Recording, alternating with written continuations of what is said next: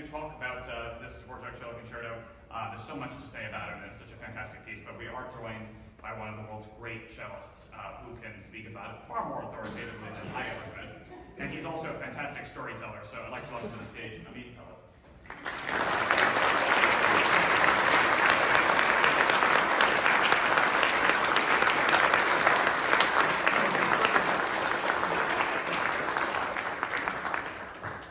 Thank you very much. It's great to be here. And I want to tell you just a little bit about the piece you're about to hear. So the Dvorak Cello Concerto, usually when you hear a concerto, it's all about the soloist with some orchestra in the background, but I like to call this concerto a symphony with a very important cello line. So we are really playing music together. You hear me accompany the flute, the first violinist, the clarinet. It's really a dialogue, and it has been a great dialogue to join this orchestra and the conductor for the last week. This is our last concert, so I'm a little bit sad, but I'm very happy that you're going to witness this collaboration. I want to take you all with us, to 1893 in New York. New York was the center of the world, center of the music world. Just after Vienna, in the 18th century, New York became the center. Dvorak came to New York because the head of the music conservatory in New York, this is a true story, was a big fan of his, and he seduced him to come and teach composition in New York. He seduced him by paying him a lot of money.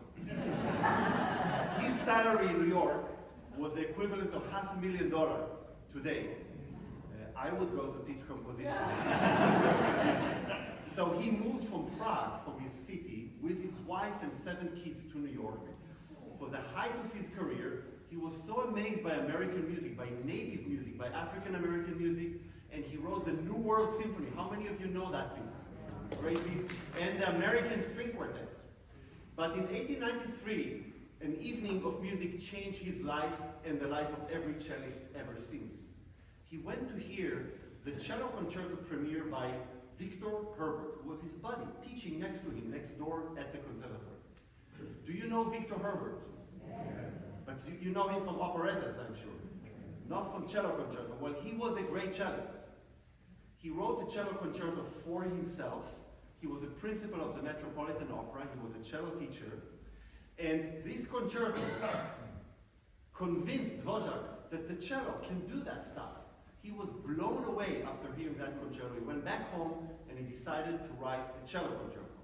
The first movement of the concerto is really a celebration of America, a celebration of being in the center of the world. Exciting, Hollywood-like, anything you can think of, Broadway, Metropolitan, being at the center of the world.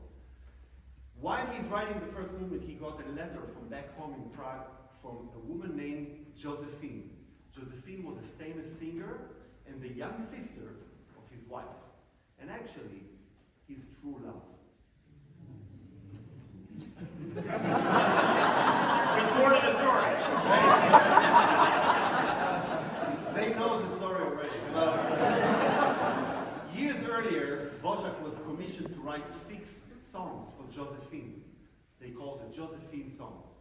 He wrote it for her, and when I read that, I immediately did Google image for Josephine.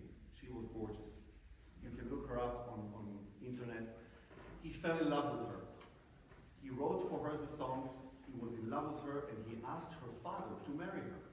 And the father said, no, she's too young. You can marry her older sister. And he did. He did. But years later, in New York, he got that letter from Josephine saying that she's very sick. And he decided, in the midst of the height of his career, after finishing the first movement of this concerto, to go back home to visit her and to tell her that he loves her.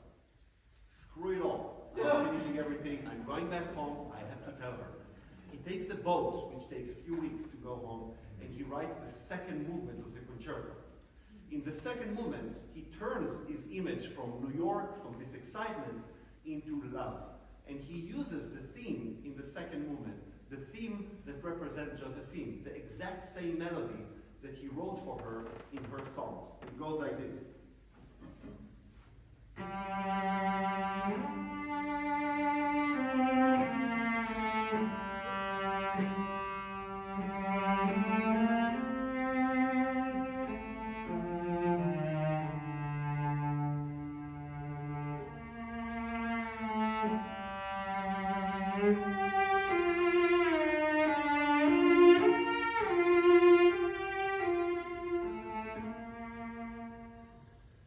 And with this love melody, he builds up the whole second movement, thinking, I'm going to go back there, tell her finally that I love her, and life will be ever happy from that moment.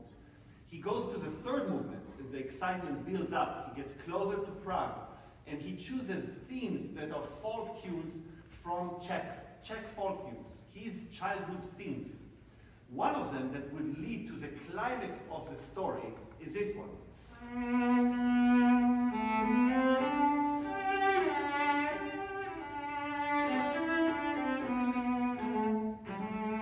Which is really a folk Czech tune that he's singing to himself, almost being there in Prague. When he gets there, the piece is finished, and in his mind is a very happy ending, with a very virtuosic, fast, loud and happy ending. However, when he gets there, she's dead. And he's so upset that he tears apart the end of the piece. And he writes the most tragic end I know of any piece of music. However, lucky us cellists, the most beautiful end of a piece. He uses at the end Josephine herself to join the soloist, to join himself. And you will hear the concertmasters playing first a very happy love duet with me, and then at the end, instead of celebrating their love, you will hear her coming in, basically claiming death and asking him to join her